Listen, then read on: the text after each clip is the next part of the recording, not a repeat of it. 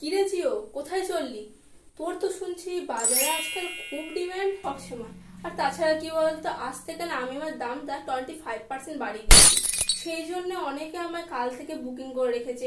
এবার তাদের বাড়ি একটু না গেলে ও তাই বল, সেই জন্য তুই এত দামি দামি জিনিস ইউজ করছিস? তাই আমি ইউজ করি।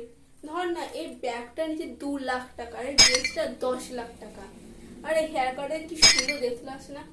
এটা নিচে 70,000 টাকা হেয়ার কাটটা করাতে।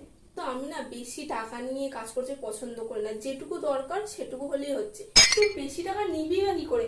ঝড় বৃষ্টি হলেই তো তুই কাজ বন্ধ করিস। ঝড় বৃষ্টি হলে আমি তাও কাজ করে যাই।